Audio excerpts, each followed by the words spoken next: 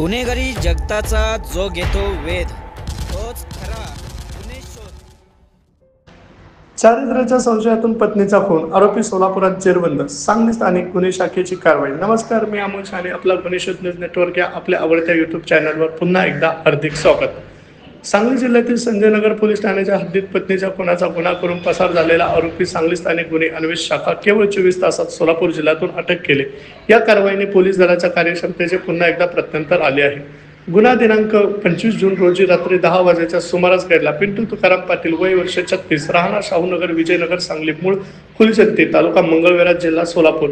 या मजुराने घरगुती कारणावरून पत्नी शिलवंता पाटील, वय 30, हिच्या डोक्यात लाकडी बांबूने वार करून खून केला होता। या खुना प्रकरणी संजयनगर पोलीस ठाण्यात भारतीय दंड संहिता BNS कलम 103/1 अन्वये गुन्हा दाखल करण्यात आला होता। आरोपी गुन्हा करून फरार झाला होता। सदर घटनेचे गांभीर्य लक्षात घेऊन पोलीस अधीक्षक संदीप घुगे यांनी तातडीने आरोपीचा शोध घेण्यास आदेश दिले। त्यानुसार पोलीस निरीक्षक सतीश शिंदे यांच्या मार्गदर्शनाखाली पोलीस उपनिरीक्षक कुमार पाटील यांच्या नेतृत्वाखाली पथक स्थापन करण्यात आले। गोपनीय माहिती आणि तांत्रिक विश्लेषणाच्या आधारे आरोपी हा सोलापूर जिल्ह्यात अंतराळी, तालुका मंगळवेढा येथे लपल्याची माहिती मिळाली। त्यानुसार पथक तात्काळ रवाना झाले आणि संशयितास ताब्यात घेतले। चौकशी दरम्यान आरोपीने पत्नीच्या चारित्र्यावर संशय घेत रात्री वाद झाल्याची कबुली केली। त्यानंतर पत्नी झोपल्यानंतर लाकडी दांडक्याने तिच्या डोक्यावर वार करून तिला ठार केल्याची कबुली दिली।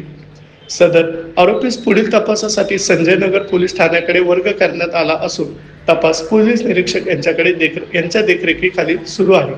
कारवाईत सहभागी अधिकारी व अंमलदार पोलीस उपनिरीक्षक Kumar Patil, police head constable Gundopant Dorkar, Sandeep Patil, Atul Mane, police निरीक्षक सुशील म्हस्के, श्रीधर बागडी, पोलीस कॉन्स्टेबल अभिजित माळकर, ऋतुराज होळकर, विनय सुतार, सुमित सूर्यवंशी तसेच सायबर पोलीस स्टेशनचे अभिजित पाटील आणि पोलीस कॉन्स्टेबल सुशांत चिले यांनी ही कामगिरी पार पाडली।